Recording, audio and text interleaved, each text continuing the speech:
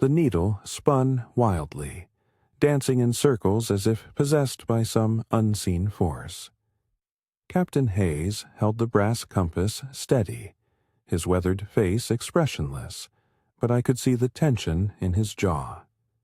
Around us, the ice plain stretched endlessly white under a sky the color of old pewter. We stood in silence, 17 souls lost in a landscape that erased all sense of direction, all familiar landmarks. The cold pressed against my skin like iron, and the wind carried the scent of ancient ice. Clean, sharp, merciless. My name is James, and I was there when our last tool of civilization failed us. I was the map maker who could no longer map, the scholar among frontiersmen, the civilized man learning that all my education meant nothing out here. But what I didn't know then, as I watched that compass needle spin uselessly, was that losing our way would teach us how to truly see. If stories of survival and discovery call to you, subscribe now. These are tales of what humans can endure, what we can learn, and what we become when everything familiar is stripped away. Captain Hayes closed the compass with a decisive click. "Magnetic anomaly," he said simply. "We're too far north. The needle's useless here."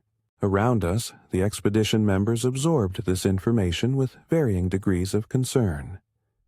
Margaret, our navigator, frowned deeply, already calculating alternatives. Thompson, the old sailor who had doubted this journey from the start, cursed under his breath.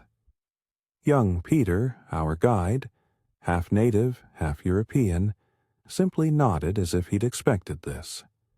And little Sarah, clutching her mother's hand, looked up at the adults with eyes too knowing for her 6 years. "So we're lost?" Thompson demanded. "We're without our compass," Hayes corrected. Not the same thing.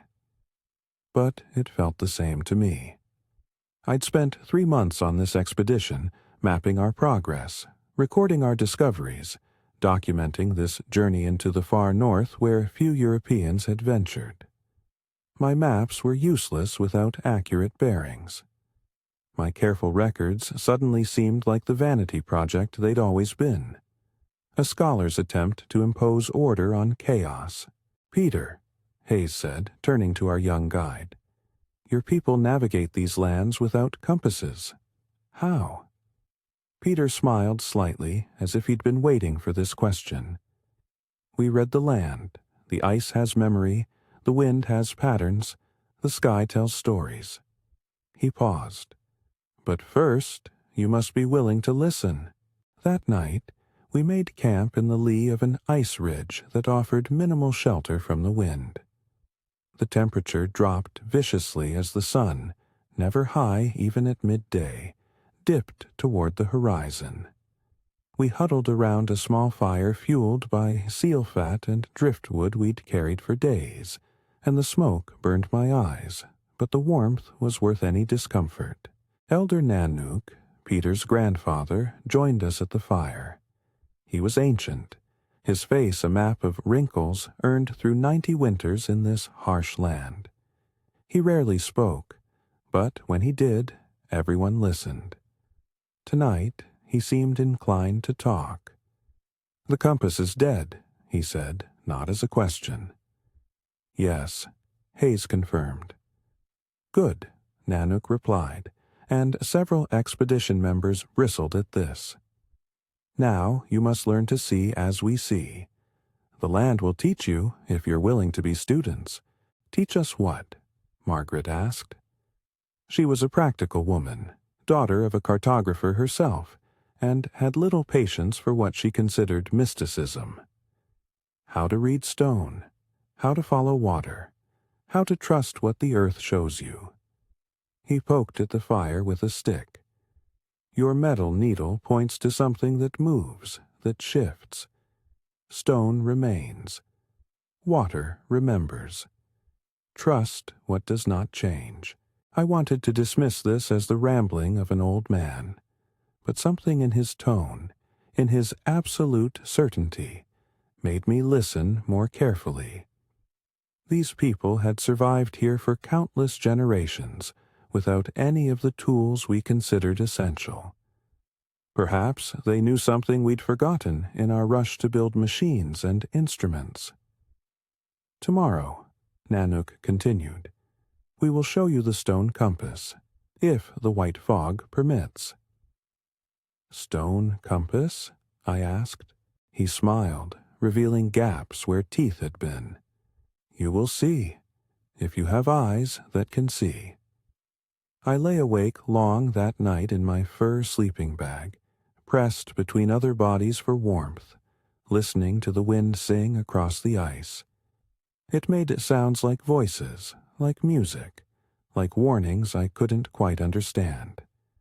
And I thought about the compass, about how we'd trusted a needle and spring and magnetism to tell us truth, about how that truth had failed, what other truths might be false. What else had I trusted that couldn't be trusted? The questions kept me awake until exhaustion finally claimed me, pulling me down into dreams of spinning needles and endless white. Dawn came gray and cold. We broke camp with the efficient movements of people who'd done this dozens of times, each person knowing their role, every action designed to minimize time exposed to the killing wind.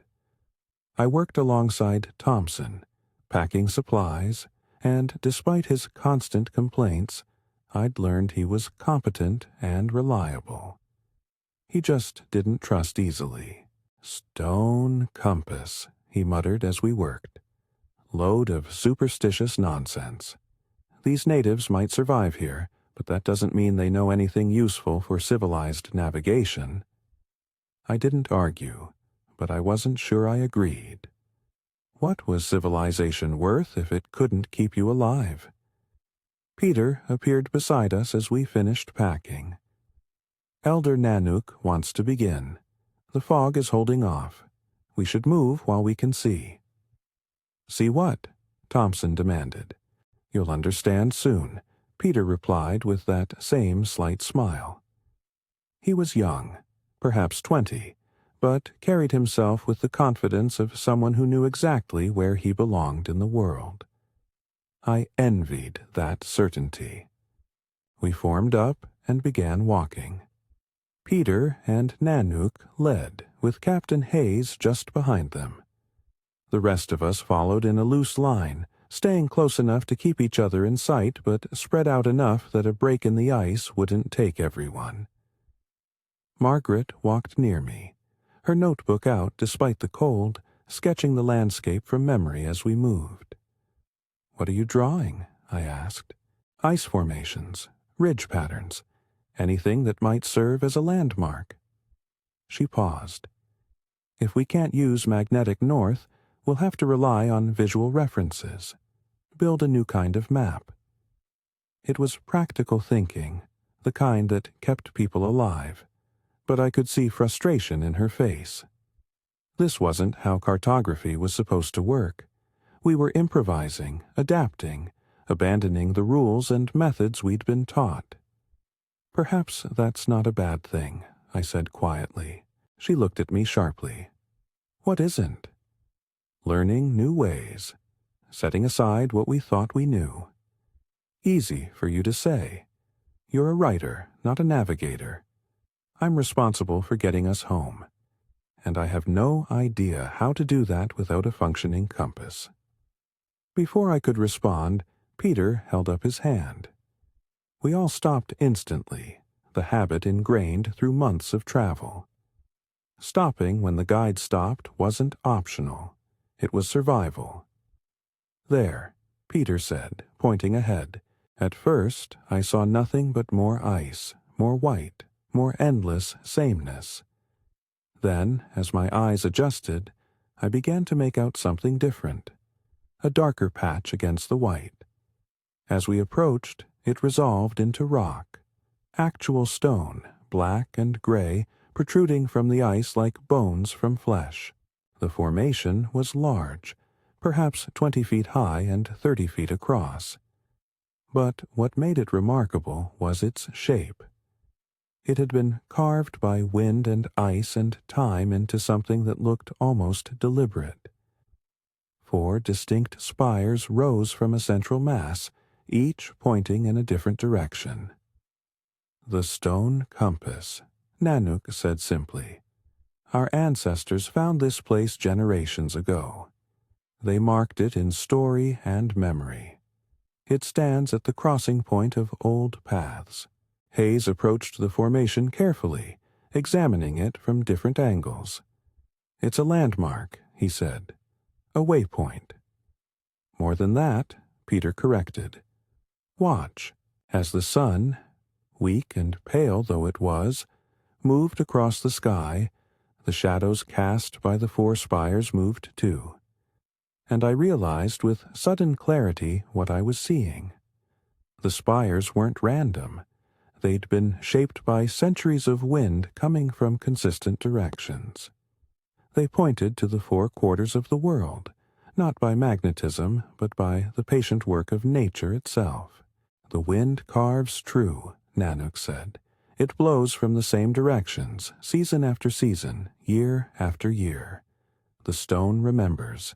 The stone shows the way." I felt something shift in my understanding. This wasn't mysticism or superstition. This was observation refined over generations. This was science built not on instruments, but on patience and attention, and the deep knowledge of place. Margaret was already sketching the formation, measuring angles with her instruments, creating a new reference point for her maps. Thompson stood silent, his skepticism momentarily overwhelmed by the elegance of what we were seeing. And Captain Hayes nodded slowly, a small smile on his weathered face. "Your people are brilliant," he said to Peter and Nanook, "to read the land this way, to trust it this deeply." "We had no choice," Peter replied. "Trust or die. Those are always the options here." We spent the rest of that day exploring the area around the stone compass. There were other markers, not as dramatic as the 4-spired formation, but present if you knew how to look.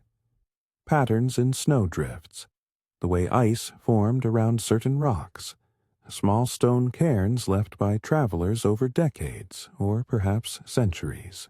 And as we explored, Peter taught. Not through lectures, but through patient demonstration, through pointing out details I'd walked past without seeing, through showing us how to read the language the land spoke. "This depression," he said, kneeling by what looked like a random dip in the snow. "Water pools here in summer.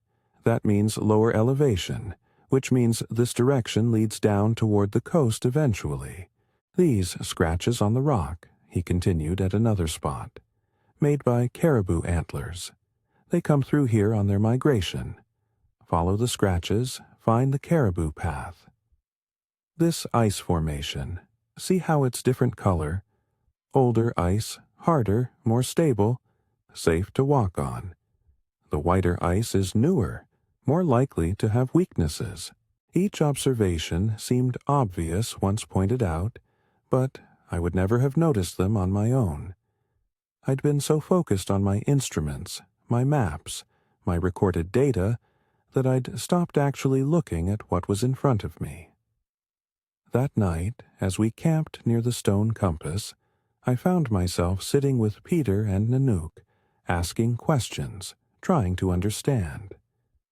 "How did your people learn all this?" I asked. Nanook chuckled. "By dying. By making mistakes and watching what killed the ones who made them. By paying attention to who survived and why.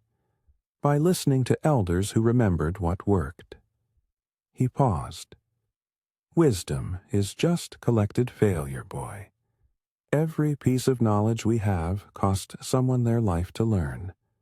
We honor them by remembering." It was a sobering thought.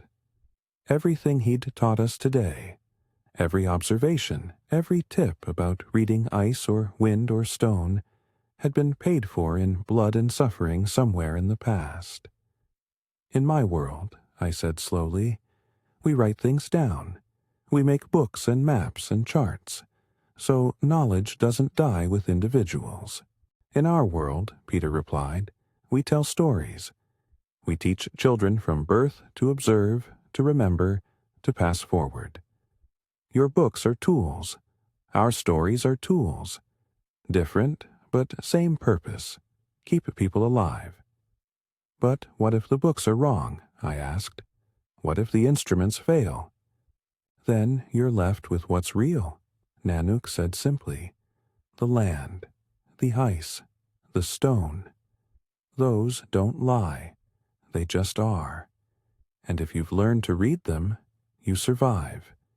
If you haven't, he shrugged. The ice takes what the ice takes. I thought about my education, my years at university, my training in cartography and navigation. All of it based on instruments and techniques that worked in temperate climates, on ships with stable decks, in conditions that bore no resemblance to this frozen waste. Out here, my education was worse than useless. It was a liability, making me trust false certainties when I should have been learning to see what was actually present. I want to learn, I said. Really learn. Not just survive this expedition, but understand how you see the world. Peter and Nanook exchanged glances. Then the old man nodded. We will teach, but you must do more than listen. You must practice. You must fail and try again. Knowledge isn't given. It's earned. I understand, I said. No, Nanook replied gently. Not yet, but you will. The next days established a new pattern. We continued our journey. Hayes had decided to press on rather than turn back, trusting Peter and Nanook to guide us. But now I walked with different eyes. Peter would point out features, then quiz me on them hours later. Could I remember which direction the wind scratches on that rock indicated? Which side of ice ridges was safer to walk on? How the snow drifted differently in different terrains. At first, I failed constantly. My mind wanted to categorize, to make rules, to build systems. But the land didn't work in systems. It worked in specifics, in details, in the unique combination of factors that made this place different from that place, this ice different from that ice. Stop trying to make it fit patterns you already know, Peter said after I'd incorrectly identified a safe crossing point. Look at what's actually there, not what you expect to be there. It was harder than it sounded. My brain fought against this approach, wanting familiar frameworks, known categories. But slowly, incrementally, I began to see differently. Little Sarah, interestingly, took to the training faster than any adult. Children's minds are more flexible, less attached to preconceptions. She would run ahead with Peter, pointing out tracks and ice formations, asking questions in her piping voice, absorbing everything with the ease of the young. "Why is that ice blue?" she asked once. "Because it's compressed," Peter explained. "So old and pressed so tight that all the air bubbles are gone. The densest ice looks blue. Remember that. Blue ice is old ice, and old ice is usually safe ice." "Blue is safe," she repeated solemnly. "I'll remember," and she did. Days later, when we needed to cross a frozen river, she was the one who pointed out the blue patch that provided safe passage. Captain Hayes made a point of thanking her formally, and her face glowed with pride. Margaret, meanwhile, was building a new kind of map.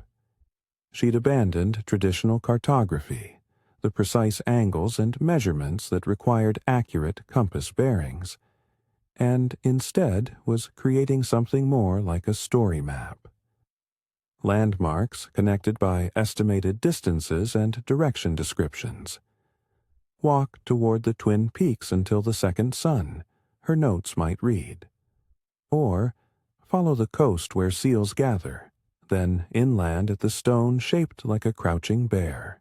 It was less precise but more useful here, where precision instruments failed but memorable landmarks remained constant. Thompson was slower to adapt, his skepticism warring with his survival instinct. But even he began to ask questions, to watch more carefully, to trust the methods that kept us moving in the right direction despite our useless compass. "Still prefer a working needle," he muttered, after Peter navigated us around a dangerous ice field using only wind patterns and star positions. But I can't argue with results. 2 weeks after finding the stone compass, we encountered our first real crisis.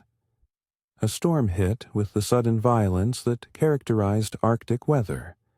Clear skies one moment, whiteout conditions the next. Wind howled at speeds that made standing difficult, and the temperature dropped so fast I could feel exposed skin starting to freeze. "Shelter!" Hayes shouted over the wind. "Find cover now!" But there was no cover visible. Just flat ice plain in every direction, and the storm had disoriented us completely. Without landmarks, without the ability to see more than a few feet, we were in danger of scattering, of individuals getting separated and lost. Peter grabbed my arm. "Stone," he shouted. "There are rocks here, underground. The ice tells me. We dig." I didn't understand how he knew, but I trusted him. We began digging through snow, searching for the stone he insisted was there. Others joined us, and Thompson, practical despite his doubts, started organizing people into an efficient excavation team. And Peter was right. 2 feet down, we hit rock. A large formation, big enough to provide windbreak if we could clear enough space beside it.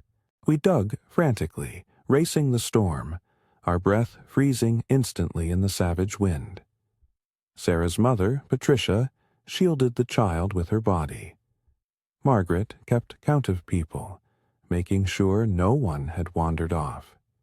And Captain Hayes organized the camp setup, deciding who would shelter where, how we'd rotate people to prevent anyone from getting too cold. The storm lasted 3 days. 3 days of howling wind and temperatures that made even breathing painful. 3 days of huddling together in shifts, sharing warmth, rationing food, and hoping the storm would break before our supplies ran out. During those days, trapped by weather, I learned more about my companions than months of travel had taught me. Hayes, I discovered, had lost his family to cholera years before, and had taken to exploration as a way to outrun grief. Margaret was the sole woman on the expedition because her father had died halfway through planning it, and she'd insisted on taking his place despite social pressure to stay home. Thompson had sailed for 40 years, and was on this expedition because retirement terrified him more than danger. And Peter and Nanook, I learned, were the last of their immediate family. Disease brought by European traders had killed Peter's parents and Nanook's wife and other children. They continued to guide expeditions not for money, though they needed that too, but because someone needed to teach outsiders how to survive here, how to respect this land, how to move through it without dying. "Too many Europeans come here and die," Peter said during one of our long, confined conversations. "They don't listen, don't learn, trust their tools over their eyes, and the ice takes them." "Why help us then?" Thompson asked, "if we're that foolish?" "Because some learn," Nanook replied. "Not many, but some. And those who learn, they go back south and teach others. They write in their books that the northern people have wisdom, that our ways work, that respect for the land matters. He paused. Change happens slow, but it happens. Each expedition that survives, each person who learns, is a seed planted. It was a long view, patient and hopeful despite all the loss they'd endured. I was humbled by it. When the storm finally broke, we emerged to a transformed landscape. The wind had resculpted everything, creating new ridges and drifts, erasing our previous trail. Without Peter and Nanook, we would have been completely lost. But they read the new landscape like a familiar text, identifying landmarks that remained constant beneath the surface changes. "The stone doesn't move," Peter said, pointing to barely visible features. "The bones of the land stay the same. Only the flesh changes." We continued our journey, and I continued learning. Not just navigation techniques, but a whole philosophy of relationship with place. The native view didn't see the Arctic as hostile, just indifferent. The ice would kill you, but not from malice. Just from being what it was. "We don't fight the land," Peter explained once. "We move with it. Find where it offers shelter. Take what it provides. Honor what it teaches. Fight against it, and you lose. Accept it, and work with it, and you might survive." It was similar to martial arts philosophy I'd read about, using an opponent's force rather than opposing it directly, but applied to an entire environment, an entire way of life. One morning, about 3 weeks after the storm, I woke to find Nanook staring at the horizon. Something in his posture made me join him. "What do you see?" I asked. "Home," he said simply. "My village. We're close now." I looked where he pointed, but saw nothing except more ice, more white. But I trusted him. And sure enough, after another day's travel, structures began to appear. Stone and turf houses, semi-underground, smoke rising from central holes. People emerged as we approached, and there was a joyful reunion as family members who hadn't seen Peter and Nanook for months came running to embrace them. We were welcomed with a generosity that shamed me. These people, who had so little by European standards, shared everything freely. Warm food, shelter, stories, laughter. Children stared at us pale strangers with frank curiosity. Elders questioned Hayes about the world beyond the ice. And everyone wanted to hear about our journey, about what we'd seen and learned. That night, in a communal house warmed by seal oil lamps, Nanook stood to speak to his people. He spoke in his own language, but Peter translated quietly for us. "I have brought guests who wanted to learn our ways," Nanook said. And some of them did learn. They listened. They watched. They set aside their metal needles and trusted the stone. These are the good kind of outsiders. These will tell true stories when they return to their lands. There was approval from the gathered people, and I felt the weight of that responsibility. I was a writer, a recorder. What I wrote about this journey would shape how others understood this place and these people. I needed to get it right. Over the following weeks, as we rested in the village and waited for conditions that would allow our return journey, I learned more about the native way of life. How they hunted seal and caribou with a patient skill born of necessity. How they constructed homes that retained heat despite brutal exterior cold. How they preserved food, told stories, raised children, cared for elders, and I learned their navigational techniques in detail. The stone compass was just one tool among many. They read stars with a sophistication that rivaled any European astronomer, though their knowledge was encoded in stories rather than mathematics. They understood ice formation and snow consistency. They could predict weather from cloud formations and wind patterns. They knew which birds flew, which directions, at which times of year, all of it observation-based, tested over generations, refined through survival. It was science, though they didn't call it that. It was systematic knowledge, though they transmitted it through story rather than textbook. "Why don't you write these things down?" I asked Peter once. "Create permanent records?" "We do," he replied. "In stone, in story, in the teaching we pass to children. Just because it's not written in your style doesn't mean it's not recorded. But written records last longer," I argued. "Stories can be forgotten. Books can be lost, burned, destroyed." He smiled. "But if you teach a child well, teach them to observe and remember and understand why things work as they do, that knowledge is carried in their body, in their habits, in their instinct. That's harder to destroy than paper." It was a different kind of permanence, but no less real. And I began to see my role differently. I wasn't recording their knowledge to preserve it. It didn't need my preservation. I was translating it, making it accessible to people who couldn't come here themselves, who couldn't spend years learning as I had.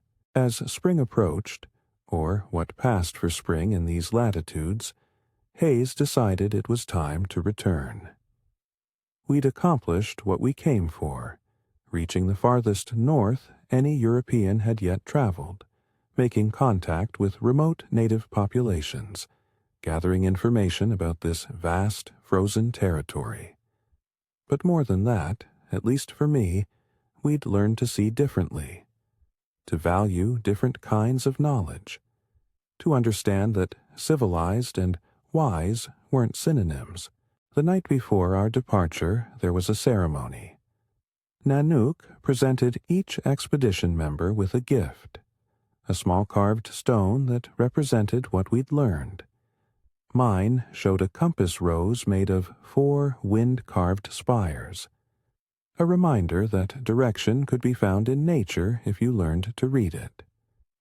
"You came here blind," Nanook said. "You leave with eyes that see. That's good. Use what you've learned. Teach others. Help them understand that the land speaks if you listen." "I will," I promised. "I'll write everything.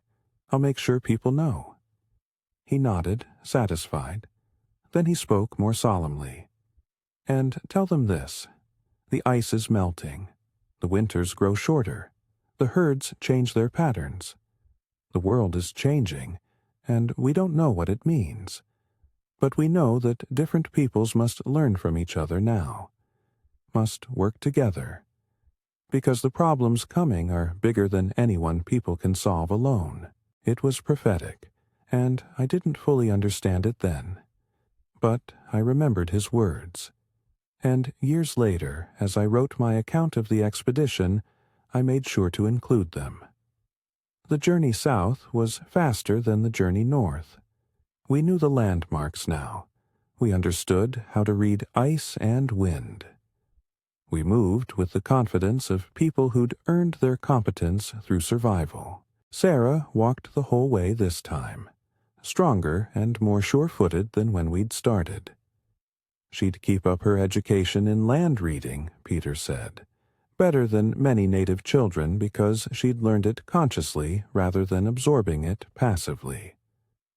Margaret had filled 3 notebooks with sketches and descriptions, creating a new kind of cartography that combined native knowledge with European systematization. It was hybrid, like she was becoming hybrid. Part old world, part new. Thompson still complained, but his complaints were now affectionate rather than skeptical. He'd been transformed as much as any of us, his certainty about the superiority of European methods permanently shaken. And Hayes carried himself differently. lighter somehow, as if the journey had lifted some burden he'd been carrying. On a cold, clear night about halfway back to civilization, he told me why. I came here to escape, he admitted, to run from memories.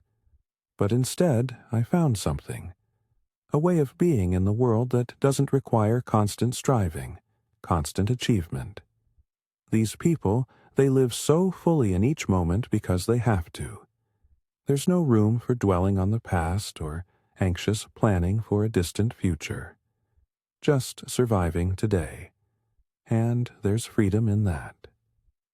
"Will you come back?" I asked. He smiled. "Yes, but not to escape. To learn more. To continue building bridges between worlds. That feels like purpose." We reached the outpost town 3 months after leaving the native village. The journey that had seemed impossible without a compass, we'd completed using only observation and trust and the knowledge we'd been given. The town looked strange to me now. Loud, chaotic, everyone rushing despite having no real urgency. Buildings that blocked the view of sky and horizon. People who never looked up, never watched the wind, never read the land. I felt out of place in my own culture. And that displacement never entirely went away. Epilogue. The university lecture hall is full, students crowding the benches, eager to hear about Arctic exploration. I'm an old man now, white-haired and slow-moving, but my mind remains sharp. And I have stories to tell. The compass is not the territory, I say, beginning today's lecture. And sometimes, when we lose our instruments, we find ourselves. That's what I want to tell you about today. About a journey where everything we thought we knew proved useless, and everything we dismissed as primitive proved essential. I show them Margaret's maps, donated to the university's collection after her death. Show them the stone compass Nanook gave me, worn smooth from decades of handling. Show them sketches and photographs, and the hundreds of pages of notes I took during and after the expedition. But mostly, I tell them about people. About Peter and Nanook and their patient teaching. About Sarah's quick mind and fearless learning. About Thompson's transformation from skeptic to believer. About Hayes finding purpose in the ice. And I tell them Nanook's prophecy. About changes coming that would require cooperation, synthesis, the best knowledge from all cultures working together. That was 50 years ago, I say. And his words have proven true. The climate is changing. Ice is melting. Old certainties are failing. And we need, now more than ever, to learn to see in multiple ways. To value different kinds of knowledge, to understand that indigenous wisdom and scientific method are not opposites but complementary approaches to understanding reality. After the lecture, a young woman approaches me. She's native, I can see it in her features, but dressed in European clothing, clearly a student here. "My great-grandfather was Peter," she says quietly. "He told stories about teaching a group of Europeans to read the land. Was that you?" I feel emotion well up, sudden and overwhelming. Yes, that was me. Peter taught me everything. He and Nanook. They saved our lives, but more than that, they saved my understanding. He spoke well of you, she says. Said you were one of the few who truly listened, who understood that learning meant changing, not just collecting information. I tried, I say. I'm still trying. I teach what they taught me. I write what they showed me. I hope I'm doing justice to their wisdom. You are, she assures me. I've read your books. My whole family has. You helped people understand that our ways have value, that our knowledge is real, that we're not just fascinating subjects for study, but people with sciences and philosophies as valid as any European tradition. We talk for an hour, sharing stories, connecting past to present. She tells me about her work. She's studying ecology and climate, combining traditional knowledge with modern science, creating synthesis, building bridges. It's what Nanook hoped for, what Peter worked toward. The long, slow change that happens one person, one interaction, one moment of understanding at a time. That night, alone in my study, I hold the stone compass Nanook gave me. The 4 spires still point true, carved by patient wind, shaped by time and nature. And I think about direction. Not just physical direction, north, south, east, west, but philosophical direction. The orientation of a life. The choices that shape who you become. I chose, that day when the compass failed, to become a student. To set aside certainty for curiosity. To trade expertise for humility. And that choice, renewed each day across 50 years, has made all the difference. The wind rattles my window. Even here, far from Arctic ice, I recognize its voice now. I learned its language long ago, taught by patient teachers in a frozen land. And I hear them still, reminding me. The land speaks. The stone remembers. And wisdom is carried not in instruments that can fail, but in people who've learned to see. If this story has resonated with you, if it's reminded you that knowledge takes many forms and wisdom speaks many languages, please subscribe. There are more stories waiting to be told. Tales of transformation, of learning, of what happens when we set aside our certainties and open ourselves to new ways of seeing. We need these stories now more than ever. We need to remember that human wisdom is broader than any single culture, richer than any single tradition. Subscribe and continue the journey with me. The compass needle may spin uselessly, but the stone stands firm, and those who learn to read it will always find their way home.